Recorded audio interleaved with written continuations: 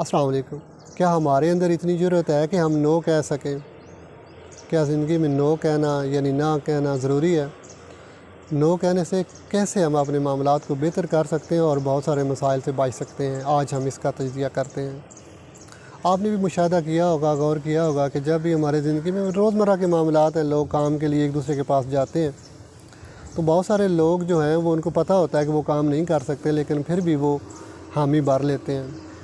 وہ کہتے ہیں ٹھیک ہے میں آپ کو یہ کام کر دوں گا، حالانکہ اس کو پتہ بھی ہوتا ہے کہ میں یہ کام نہیں کر سکتا، تو پھر بھی وہ ہاں کر لیتا ہے۔ کیوں؟ بعد میں وہ کام نہیں ہوتا اور اس کو اس وقت بھی پتہ ہوتا ہے کہ شاید یہ کام نہ ہو، لیکن بعد میں وہ جھوٹ بولتا ہے، تعویلات کرتا ہے، یہ بہانا وہ بہانا، اور وہ کام نہیں ہوتا۔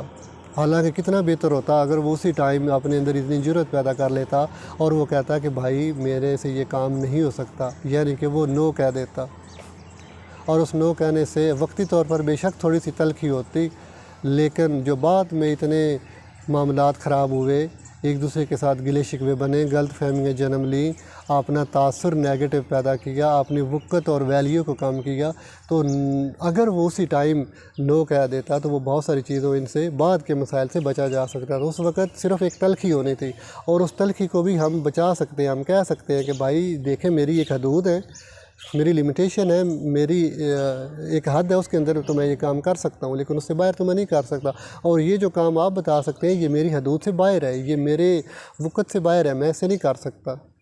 تو وقتی طور پہ ہو سکتا ہے وہ تلخی ہوتی، لیکن آپ اس کو ایکسپلین کرتے تو وہ بندہ بعد میں ضرور جو ہے وہ اس سے کو سمجھ جاتا۔ لیکن ہم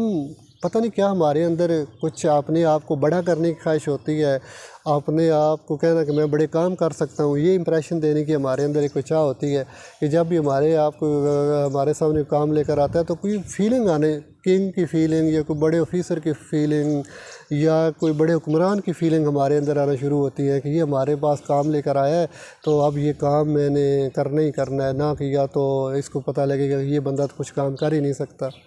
تو ان فیلنگ اور اس خود پسندی اور پتہ نہیں کیا اس کو ہم کہہ سکتے ہیں، اس فیلنگ، وہ آپ سمجھ رہے ہیں کہ میں کیا کہہ رہا ہوں، وہ فیلنگ لینے کے لیے ہم حامی تو بھر لیتے ہیں، ہم یس تو کر لیتے ہیں، لیکن بعد میں نہ وہ کام ہوتا ہے اور پھر ہم جھوٹ پہ جھوٹ، ہم تعویلیں، ہم غلط باتیں کرتے ہیں اور اس سے غلط فہمیاں، نفرت، جھوٹ، تقسیم، اپنی وقت، ویلیو، اپنا سٹیٹس ڈاؤن اور اپنا جو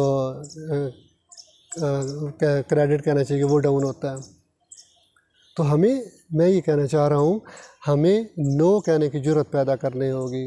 ہمیں لوگوں کو سمجھانا ہوگا، ہمیں اس فیلنگ سے باہر نکلنا ہوگا، ہمیں یہ بتانا ہوگا کہ بھائی دیکھیں میں اس حد تک یہ کام کر سکتا ہوں اور یہ میں نہیں کر سکتا۔